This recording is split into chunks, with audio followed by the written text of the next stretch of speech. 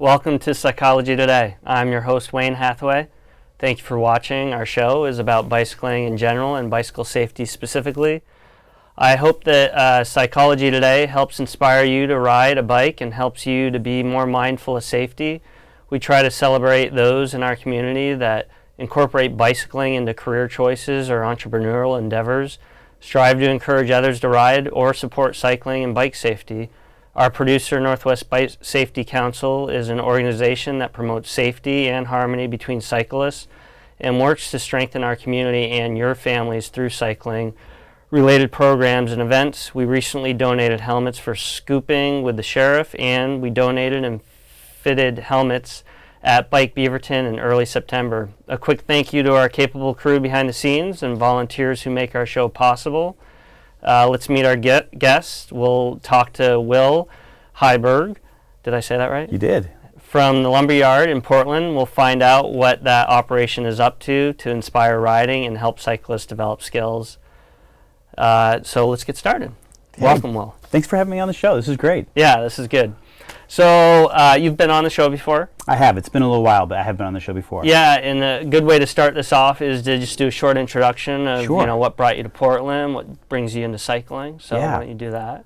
What brought me to Portland, I met my wife on the East Coast in the Washington, D.C. area, and right around 2002, after things were falling out of the sky, we kind of wanted to get away from being in the bullseye, and also it was quality life. Yeah.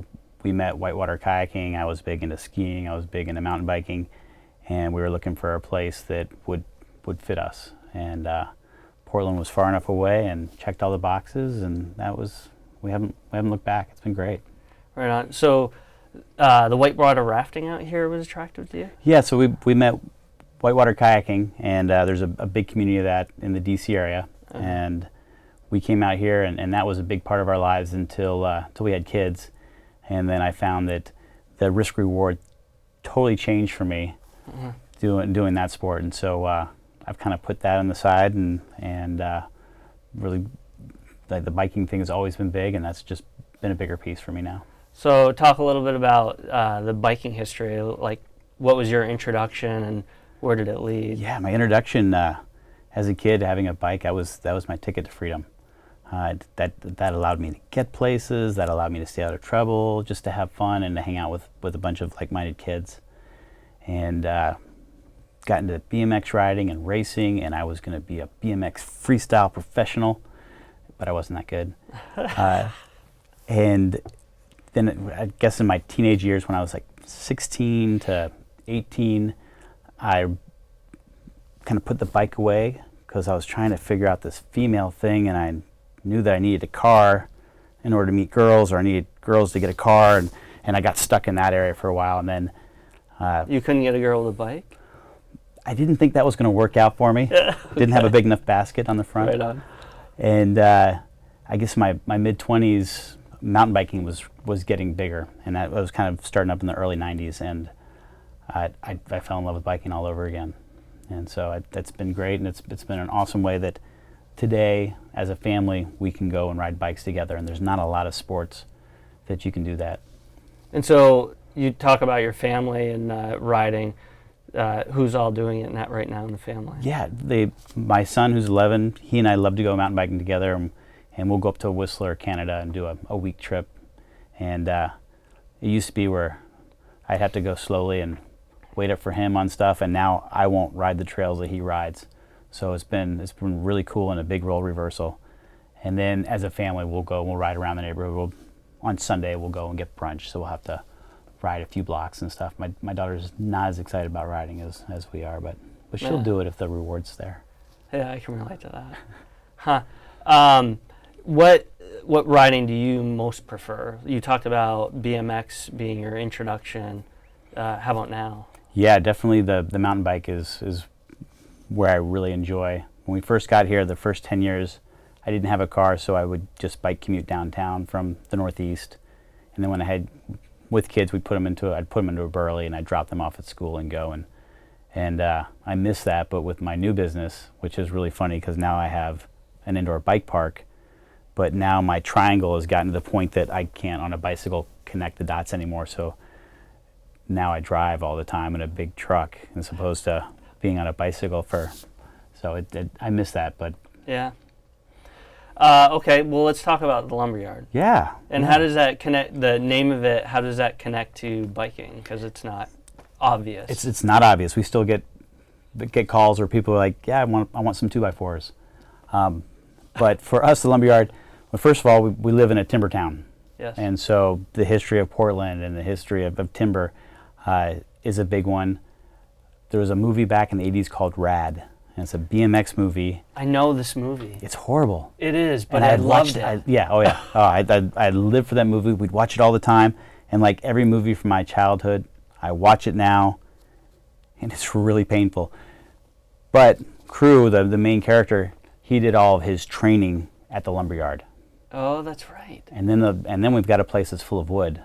So kind of those three things, and it just seemed like it fit, and it's worked out really well for us. And so the Lumberyard, this is located? It's over in Northeast. It's on it's 2700 Northeast 82nd.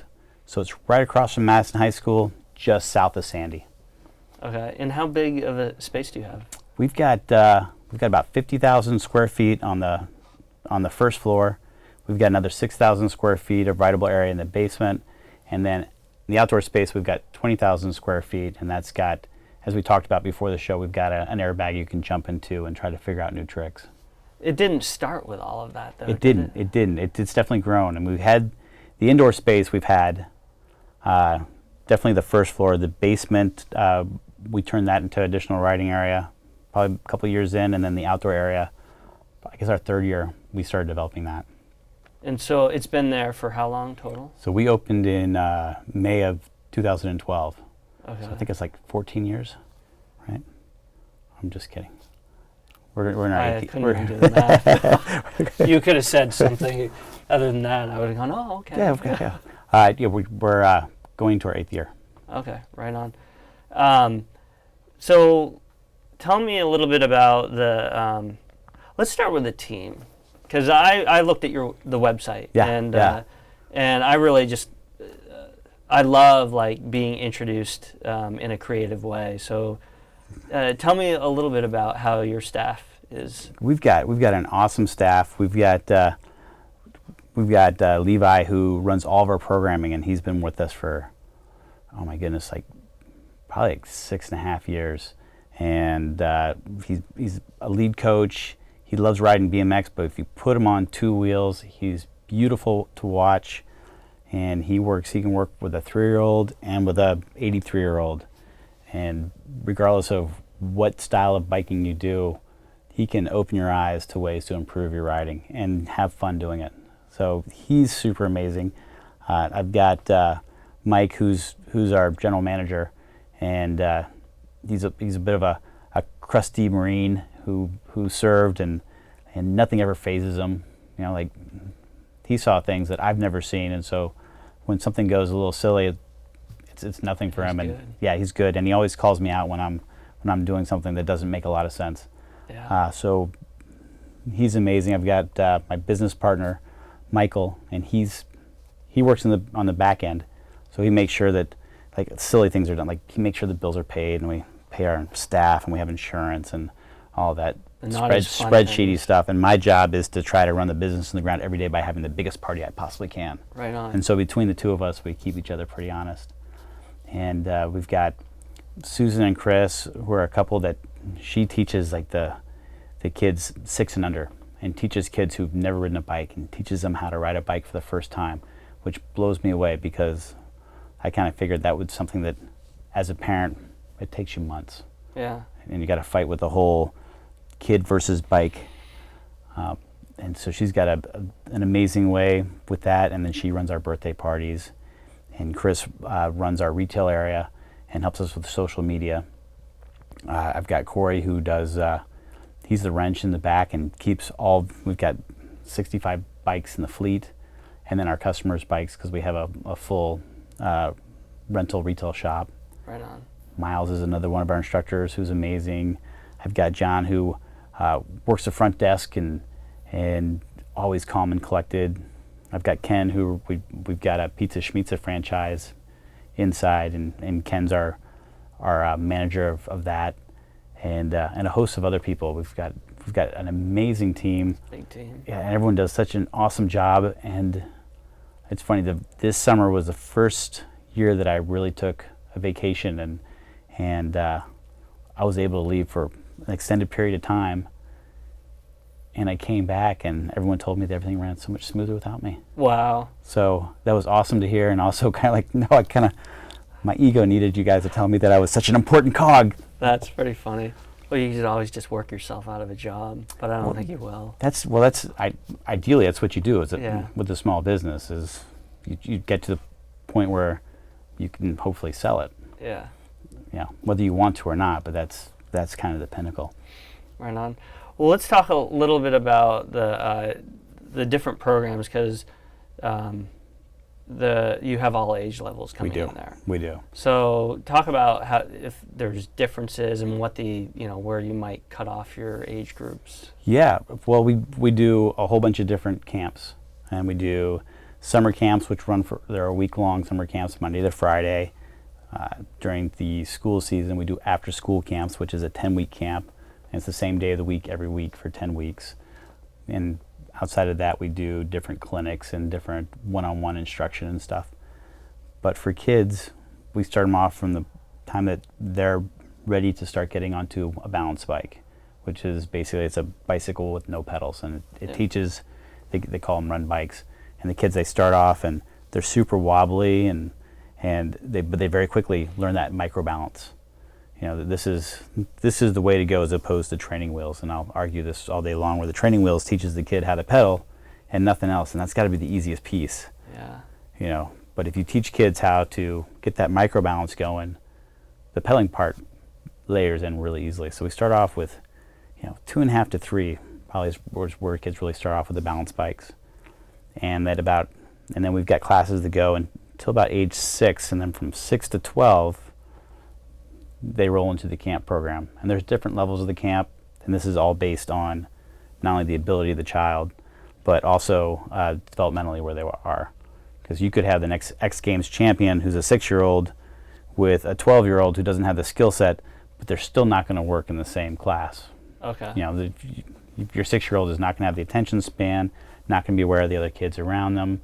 It's a different teaching style for these two groups, and so we mesh those together, kind of taking that into account and their ability level into account, and then work with everybody. And the big piece is, like, if they're on a bike and they're having fun, they're going to get better. Yeah. Period. And so we get them out there, we make sure everyone's having a great time. We're always making sure everyone's aware of what's going on. Safety's I don't want to say it's a safe sport, because we can't turn off gravity. Right. But safety's a big deal for us, so making sure they understand how to make sure their bike is safe, making sure they know how to put on a helmet correctly, which is a really big one, and then situational awareness, and then all the things we teach them for riding bikes. And we start off on the flat area, and then they eventually work their way up to more advanced features and ramps and jumps. But all the stuff that they learn there is all transferable. And I don't care what kind of biking you do, turning a bike is turning a bike. Situational awareness, understanding what's in front of you and how to navigate that, exists in every facet of riding. Whether you're riding the road, you're cyclocross, you're mountain biking, it's all there. That's good. So I was going to ask that question. It was actually in the script, too. I think it was. I think I cheated by reading ahead, so I can answer that for you. It's all right. You can cheat as much as you want, because I will need to reference the script occasionally. How would you say, in your own experience, mountain biking has changed the way you might, it sounds like you might not commute as much, but go out on the road. The reason I ask that is, you notice the people that have done mountain biking have just a better sense about the way they're just more stable in a group on the road. Well, and I'll give you a direct example. I grew up on a bike, always riding a bike. Spent tons of time BMX, mountain biking, but using it just riding around.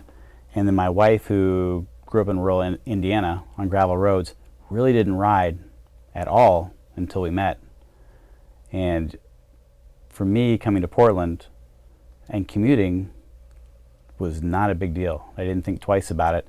For my wife, for her, it was the point where looking behind her without swerving out into traffic or taking a hand off the handlebars or dealing with anything in the road or a little bit of gravel, these were big barriers for her because she just doesn't have the experience to fall back on. But, you know, as you're saying, like the whole coming from any kind of a background where you're dealing with a lot of features that you've got to navigate, you've got to look at, you've got to identify, and then you have to figure out how to deal with it correctly. And then the situational awareness, what's going on all the way around you, those directly for a commuter, where the cars are, where the other riders are. Are you getting similar feedback from families that are bringing their kids there to the camp, and how they, are they encouraged to ride outside of the camps and out on the road, and how does that look? Well, absolutely, we encourage everyone to ride, but I'm not going to encourage you to take your kid out unless you're comfortable with it, because the biggest barrier I feel that we have as a city is we kind of, it's I call it sidewalk to street. You know, in most neighborhoods, your kid's going to learn how to ride on the sidewalk, and then they're going to get on the side of the street, protected or not protected. But there's not a lot of fun places to ride in a lot of the neighborhoods, at least on the east side that I'm familiar with. Riding in the public parks is frowned upon and not really that much fun. There's skate parks here and there, which can be a lot of fun, but a new kid riding in a skate park can be pretty scary. So for me, the big thing is, like, your kids aren't getting introduced to cycling at an early age just because it's not a fun thing. It's not like we're not riding around inside of cul-de-sac. Yeah. And, you know, we're in a neighborhood. We got a 20-mile-per-hour street. At least that's what's posted. But I can tell you that most people treat that as the shortcut to get from A to B, and they're going much faster than that. My kids crossing the street makes me nervous most of the time. Yeah, much less riding a bike. So, yeah, so I think figuring out more places where we can have kids ride that are fun for kids to ride. Yeah. And when you have, like, you know, if we ride downtown and you're riding along the river, there's a cool protected bike path, but you're sharing that with everybody, and you've got, you know, the people running and the people walking, the people on rollerblades, and the Lance Armstrong wannabes who are trying to go as fast as they can. That's me. I hate you. Mostly because I'm jealous. Yeah. Stupid, sexy Wayne. Not really. And but for a kid, like, yeah, they just want to weave around and ride on stuff. And if, like, anytime there's dirt in the side, and there's like a little rock or a log you can ride over, or some undulations, that's where the kids are riding. Yeah. And if we could introduce more of that, then the kids are they're gonna feed into that stuff. They're not going to be going back and forth in the middle where everyone else is riding. They're going to have more fun. They're going to develop these skills and this appreciation early. We're going to create a bike commuter. Yeah, that's great. How about the way that the Lumberyard's laid out? I heard you talk about different areas where there's an easier area and something that has more of the ramps. Can you talk a little bit about that layout? I'm trying to invent the wheel as few times as possible, Sure. or reinvent the wheel as few times as possible. So we've taken a lot from the ski industry, and I was a ski bum in Colorado for a while, so there's a lot of things I really appreciate in terms of skier code, but the way they identify the trails on a ski resort. You've got green, which is the easiest, and black, which is the hardest. Mm-hmm. And so we have our courses laid out: green, blue, black, Right on. beginner, intermediate, advanced. And then we have them set up so everything's directional. So everyone's going the same direction. We don't allow passing. We encourage everyone to leave enough space between you and the person in front of you so everyone can have a comfortable area. And we feel that this works really well. And the kids queue up and they get it pretty quickly, and then they advance. And I don't tell you when you're ready for stuff, just like at a ski area. Right. You know, hopefully if you're too young to decide for yourself, your parents are out there helping you make better decisions, or or you're learning how to make good decisions. Yeah.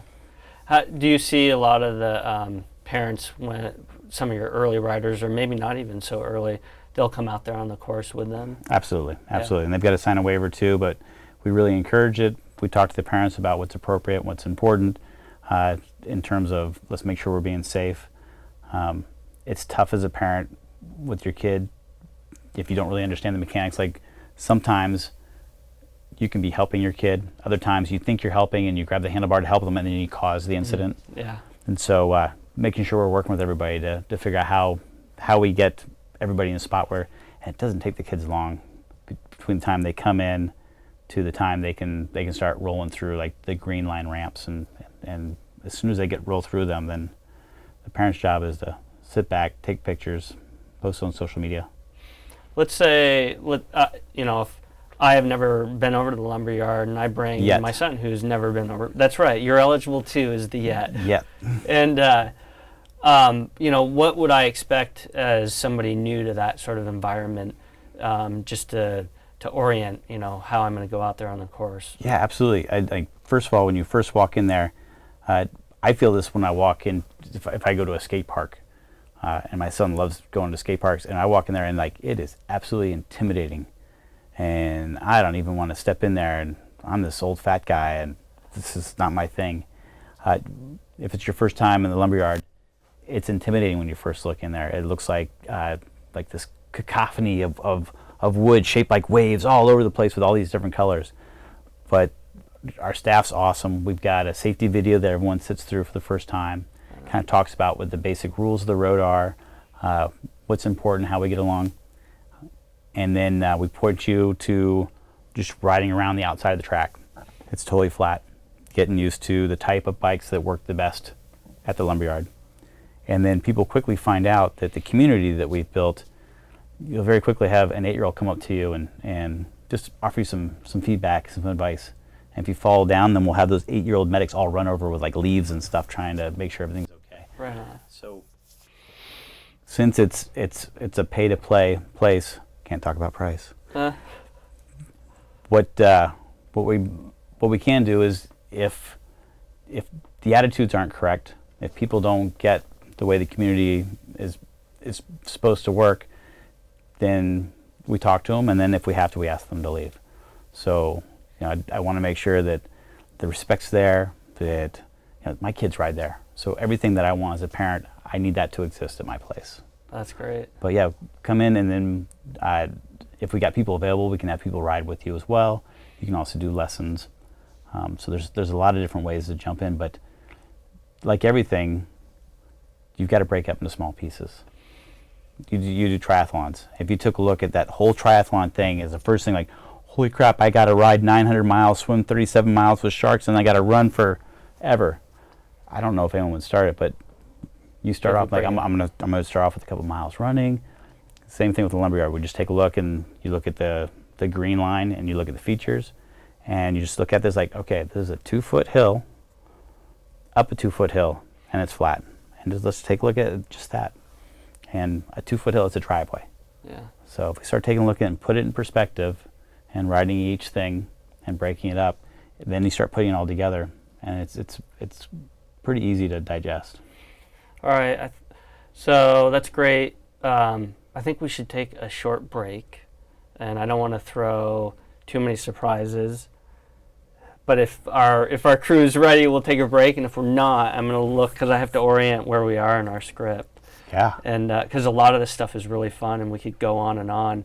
There's a few questions I want to ask about something else that recently happened. Sure. And we'll catch that after the break. Sounds good. Yeah. So.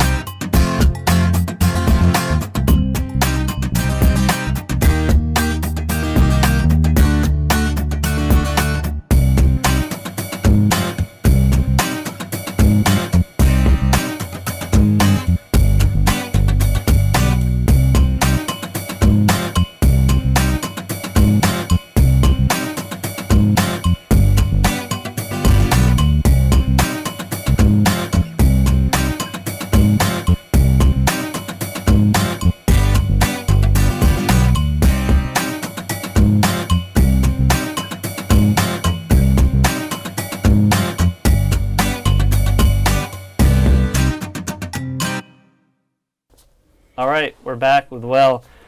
Before we get back with Will, I want to talk about a few things. We're coming into a new season of riding, and so I just wanted to encourage viewers to get out and ride. Portland Bicycling Club is one option, as they have at least one ride every day. Fall days can be excellent for riding. I know this for a fact. With the proper gear, there's no reason to hang up that bike for the winter. One big component is lighting, and some cyclists run with lights all the time.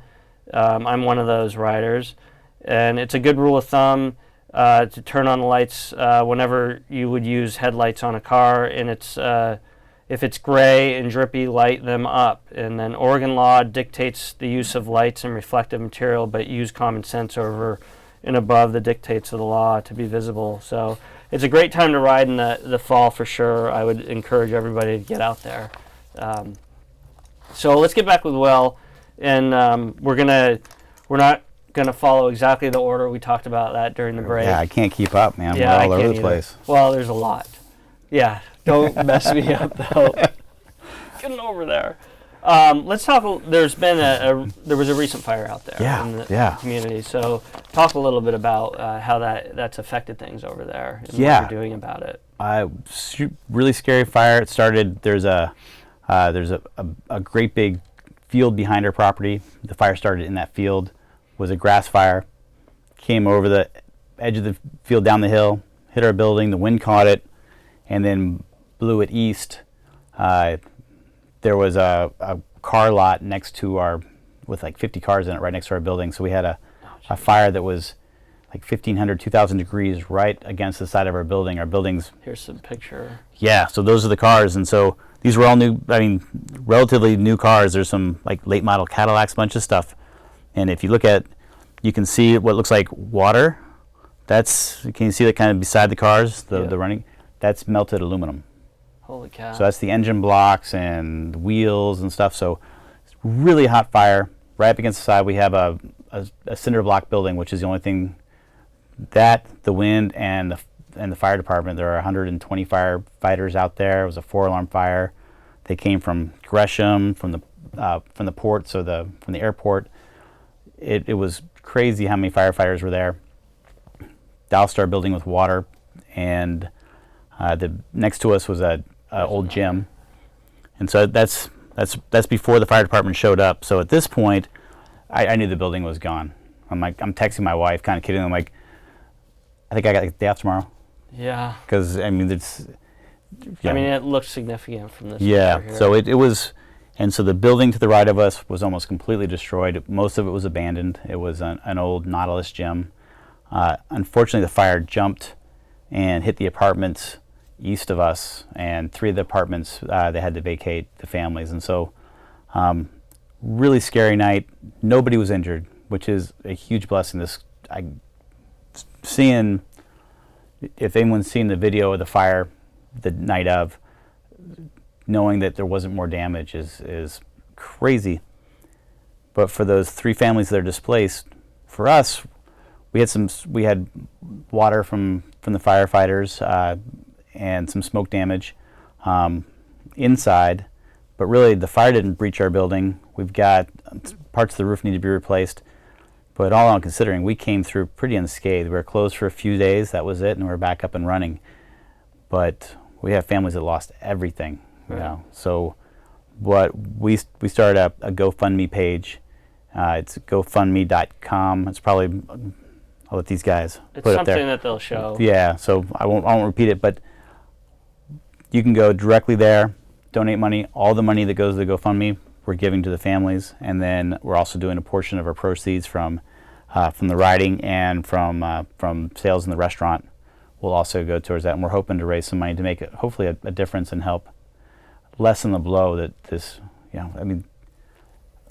I get goosebumps when I think of I'm watching. It's my 3rd kid. Anytime you're a small business owner, you put everything into this, and we've been doing it for 8 years, and I know it's over, it's done. And then I heard that those people were losing their houses, and I'm thinking, no matter what happens here, I've got insurance. We're going to be fine.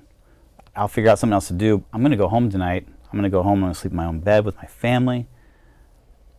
and I'm not losing that. And these people, I can't imagine what it would be. All of a sudden, you go from, living someplace, and all of a sudden you're homeless. There's the GoFundMe site right there. Yeah. So please, I'd ask everyone to please visit it. Please help these people. This is about taking care of our neighbors. It's a good cause. So, and the reason I wanted to go into that's horrible, and it's great that you've got such you've got a heart for an outreach to the community, and not only just in this story. It was obvious in the website there. You've got a number of partners, but it's I think one of the things I saw on the mission or somewhere in there was just about to be a good community participant. So talk a little bit about how that is for the Lumberyard and just beyond. Yeah. Well, I think we're all getting in our bubbles, and it's tough. And you see that if you're riding around, there's a separation between you and the person behind the windshield, right? And there's all these, and it's kind of this thing where everyone's got in their bubble. You've got social media, you've got screens all over the place, and I feel like the community, the village, is disappearing. And so it's really important for me to figure out, like, how do we bring people together? How do we get people having fun together, sharing, creating a community, and then taking care of ourselves? So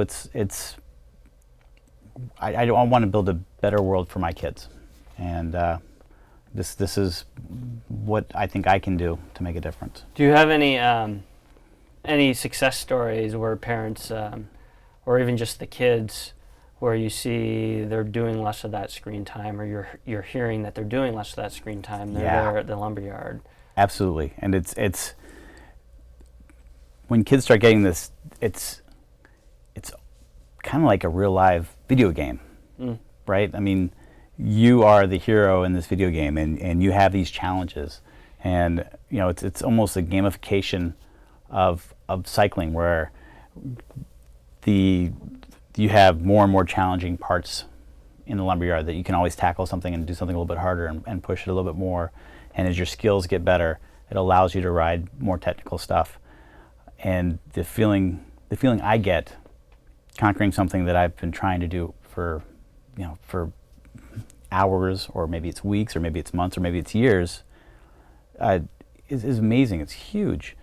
And we've got kids who've been riding with us now for, oh my goodness, like 7-8 years. One of Tarn, who's one of our employees, he was in one of our summer camps with my kid, 6-7 years ago, and now he's like 6'3" now, and really irritating me that he's gotten all tall and mature and going off to college, and I'm losing him as an employee.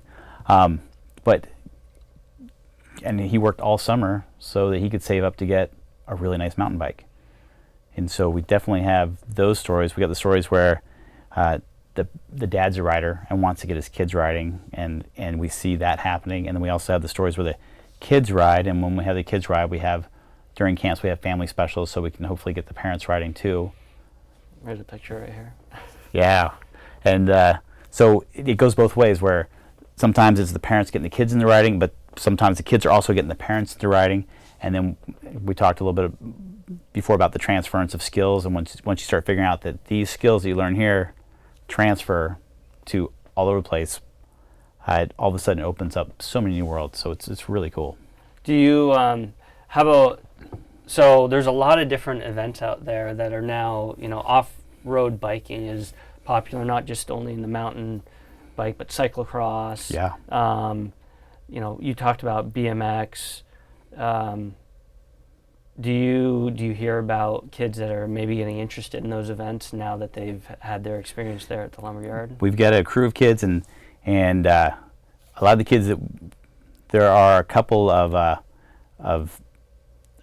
mountain bike leagues for kids. There's one in Portland. There's one in Lake Oswego, where they got school mountain bike teams, and we definitely encourage them to come in and ride, and some of them do their practice at the Lumberyard. But a lot of the kids who are riding at the Lumberyard will go on to do more kind of the gravity side. So we got kids who want to be the next X Games champ, or the next mountain bike downhill champ. And there's a group of kids, and my son, until this past summer when he decided he didn't want to be a professional mountain biker anymore because one day he wants to own a Lamborghini, and mountain bikers don't drive Lamborghinis. So he's going to be a professional soccer player. Yeah, we've had those discussions with my son. So he's got a goal, and he's chasing after it. Still loves riding, but for a while we were going to the local downhill races, and it's a lot of the crew there at the Lumberyard are at the races, and it's a fun social time. And you race, and like there's the community behind the race. There's the race itself, but for me the bigger piece is that group, everyone who's sharing a passion. That's awesome. So you see the community get around individuals that are part of it, that are going out and doing these events. You see them come and celebrate their participation in it. Yeah, sounds like. Yeah, and that I could never say enough about how that community is. It's just very encouraging. It is. It is. How about you have a lot of partnerships as part of the Lumberyard? At least I noticed that that help out.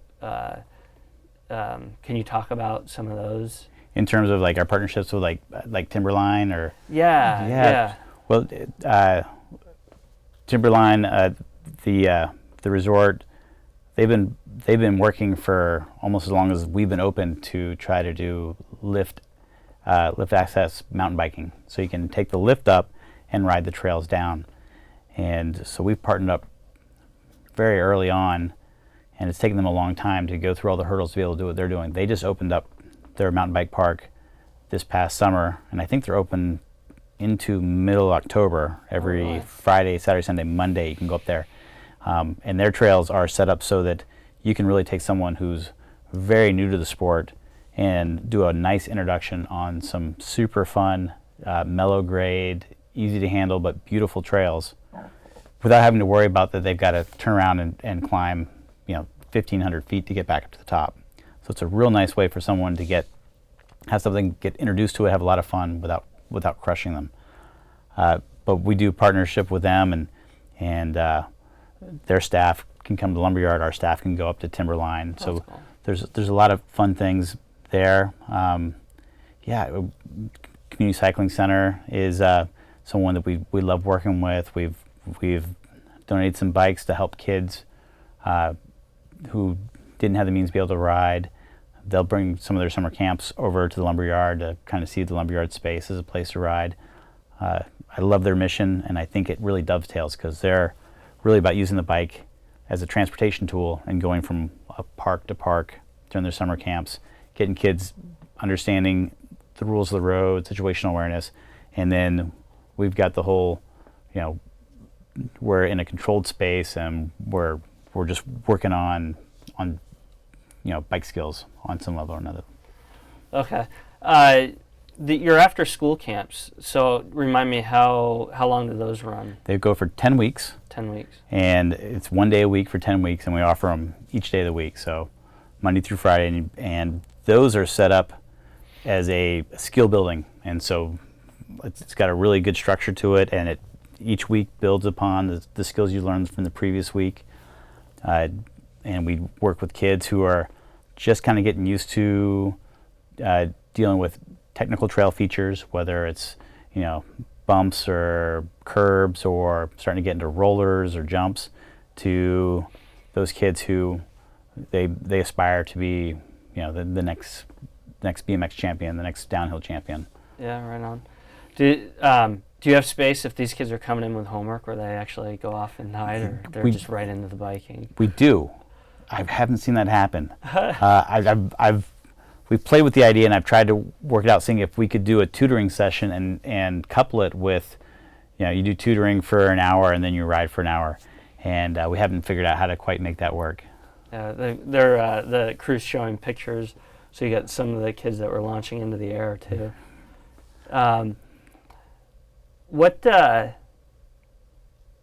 How about for the older kids? Are they coming in after school too? Upwards of, like, where do you see your? Yeah, the meat of our business is probably the 6 to 12-year-old, and then kind of, as we talked about before, you start seeing the high school kids, and we have some, but if you're 16, 17, 18, you're probably not picking up for the first time. You definitely see that we have a falling off of kids kind of in that range, and then in the 20-somethings and up, and we see it pick up again. So we have a little bit of a bell curve for the ages that we do, but definitely the big part of it is, that 6 to 12, 6 to 14 range. Yeah, in that age range, do you either hear from the kids or the parents about how that activity itself helps them to focus more? I'm sort of leading you into that because I know that is. I know, having 2 kids who have ADHD, having that that action sport is really awesome, and I come from the same cloth. Like, for me, sitting on the sidelines waiting for my turn to do something, it killed me. Yeah. And if I wasn't good enough, I didn't get the chance to play football, and I would just sit on the bench. I'm like, man, we're playing soccer, and I get to play for 7 minutes out of the whole game. So for me, like the skiing, the biking, the whitewater kayaking, those things just allow you just to hyper focus and really just kind of work on something and just drill down and get into it.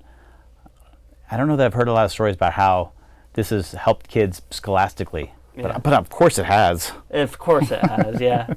No, I appreciate that. All the good grades in the county are due to me. Yeah. So one of the questions here, the Lumberyard out on, I'm trying to find where I am in the script here, so I'm going to do that. Excuse me. Yeah. So the Sunday Parkways, tell me a little bit about that. We got involved in the very first Sunday Parkways, where we had a mobile skills track, and it was just a bunch of 5 foot long, up to 6 inch high stuff that would get narrower and wider with curves and stuff. And we did that for the first 3 or 4 years, and it was awesome. It was a way to get kids in the community, get them riding bikes, having fun, and we'd have to kick people off at the end of the thing just so we could pack it up and go home. And we've had to take a step back just due to the fact that I don't have the staff to do it anymore. It's now, the weekends are busy enough that we're all hands on deck. Yeah. So I'd love to figure out how to partner up with someone to make that happen and make that available. But I'm not in a position at this point. We're at the point now of the business. You don't have enough. Yeah, and there's so many things going on the weekends in the summertime, and so just figuring out where we want to put our energies and stuff. Yeah. So we're gonna. I want to take a second break just so I can reorient, and we'll have some. There are other questions that I have that I want to end with. That I think, surprise questions. Yeah, they're surprise questions. I think you already know about them though. So we're gonna ask the crew to go to a quick break, and but because I don't want to throw. I don't want to throw them off too much, and I can see that I might if I do that. Let's ask a few more questions. So some of the questions I had in the script are, and I think you referred to these. There's kids less out on the road or less out on their bikes because there's a lot of screen time. Your place offers them a space where they can safely, not be out on the road. We've had very, very few issues with vehicles inside the Lumberyard. Yeah, there won't be any. We're right at 0 right now.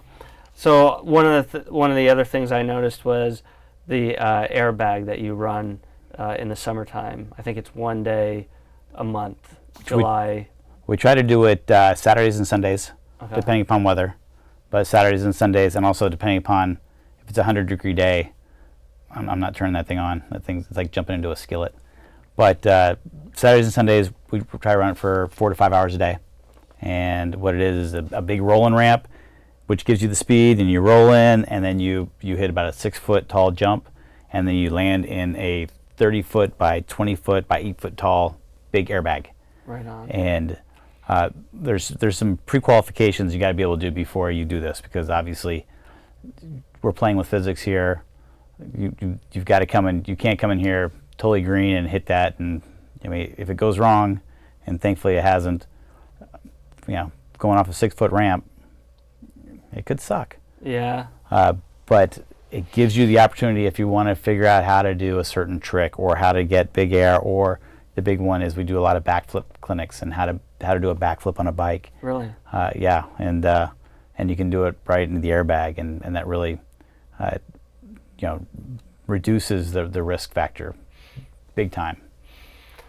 Oh, wow. I think I know the reason we didn't go to a break, because I didn't realize we were going. Our conversation actually went longer than I thought it would, which is great. So, do you have kids that show up at the airbag? Because I saw this on the website, and I just thought this was a trip that you actually bring kids in to do this. Do you have some?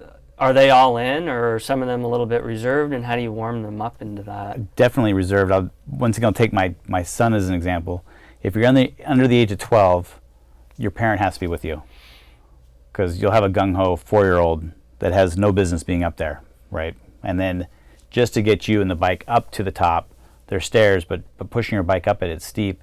That in itself is a filter. So we want the kids to be able to get their bike up to the top by themselves, make sure their parent is with them. My son would get to the top, and he would probably for like the first 20 times, I'd go up there and help him walk the bike back down. And he would just get and then he would ride the bike down and then slow down and come to a stop before the ramp. And he did that for a long time.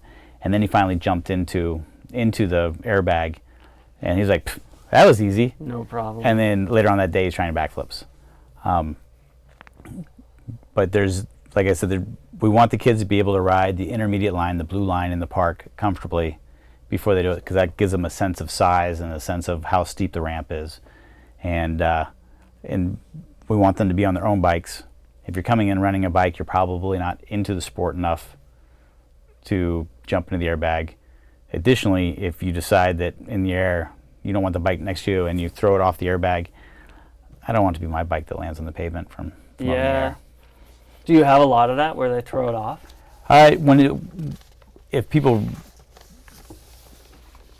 If it's their own bike, not really. They hold on to it. But if it's a rental bike, people don't seem to be quite as committed to taking care of that rental machine. Yeah. Tell me about Loki. Loki is a 1.5-year-old French bulldog, and he goes to work with me every day. And he is a goofy little dude. He hates brooms and will attack them until they're shredded. If they are using the air hose to fill up the bikes in the back, the tires in the back, yeah, I didn't make that safe for TV. He's not quite. It looks like a little bit like a dachshund there. Yeah. But he loves. Before we open, he runs around the ramps and loves kids. His favorite thing is kids. Some kids don't get him because he's a funky looking little dude. I love it. He's super sweet though. And he's your resident. What was it on the website? It says it on the website. Yeah, he's your resident. Oh man. I'll say it for you. The Please resident do. pooper.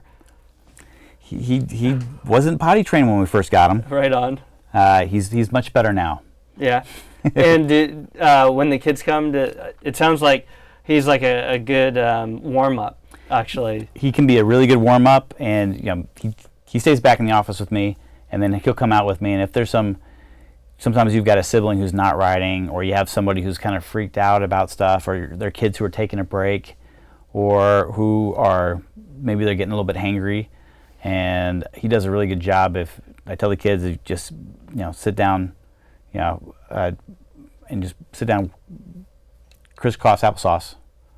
You've now made the world's most inviting Barco lounger for Loki, and he'll just climb up in the kids' laps and decide to clean their face. So he's a ton of fun. He's not freaked out by the kids or the crowds or the bikes. Not at all. No, he owns the place. Yeah, right on. That usually is the CEO is usually the one that you wouldn't expect to be. So we have a little more time. What are some of the other things you want people to know about the Lumberyard, either from a community aspect or activity aspect? Yeah, well, it's whether you're a bike rider or not, it's a fun place to visit. We have a Pizza Schmitza franchise right there, and so we've got free Wi-Fi. We've got I don't know how many TVs showing sports. We've got a full menu. We've got a full bar, so you can hang out and you can watch everyone riding their bikes right there. And so there are a lot of kids who love putting on their version of the X Games show. And the fun part is the restaurant is right there beside the intermediate and advanced area. Okay. And so we got a lot of talented kids, and when they're putting on a show, it's definitely worth hanging out and having a cold beverage and watching the show go on. So do you have a lot of parents that'll go there? And Absolutely, yeah. Definitely. We got a lot of, and after the camp, so parents will hang out while the kids will now show off everything they've learned in camp. And then we have families that come on a certain night a week, and that's their evening. We'll get dinner, the kids will ride. We do birthday parties, so a lot of birthday parties on the weekends, and so those are full catered, and we've got a birthday party room, so that's a ton of fun. We have an arcade on site, which I was kind of against, but honestly we have enough kids there that not everyone's into riding. Sure. And sometimes you've got a 7-year-old who will ride until they collapse. Yeah. Sometimes you got to have some forced brakes, so it's nice to be able to distract them with stuff. We got a full bike shop. We do repairs. How about with the parties? Do you see? Are you doing those every weekend? And do you dedicate a area of the track so that the party can be out there? So we don't dedicate an area of the track. We do have a party birthday room. So we got a birthday room and it's set up, and we do all the catering for that. And we got people on the floor when it's busy. So if we got people there kind of working with the kids who are brand new. We only do one birthday party at a time. Having 20 birthday parties at the same time would crush the place with a bunch of kids that didn't know what was going on. And that changes the dynamic. But if we work with 5 to 10 kids who are brand new, I can put someone on the floor and we can talk to them, like make sure they understand the etiquette. Our regulars who ride there, they totally get it. Everyone loves having new kids coming in and joining them. And really the birthday parties are some of our best marketing. Usually after the birthday party, we've got parents coming up and signing their kids up for the next birthday party. So it's been great. Well, this has been great. Thank you so much for coming on. And check it out, the Lumberyard. I'm going to wrap up. So thanks again to our viewers and our guests. So guest Will here from the Lumberyard. Thank you very much. I find guests such as these, such as you, Will, to be inspirational because we get to meet wonderful people in our community that are working hard to improve cycling, both with individual groups. Northwest Bicycle Safety Council promotes safe riding, both by obeying the law and by riding with a level of skill. If you want to ride a bike and see some sights, join in one of the many rides listed at portlandbicycleclub.com. And by riding with others, you can increase your skill, learn new routes, learn to ride in groups, and learn about other rides and events, and make new friends. Please investigate. So thank you very much for joining the show. Check out the website. It's at Northwest Bicycle Safety Council. If you're out on the road, be sure to share the road and ride as far to the right as possible. And thank you very much for joining.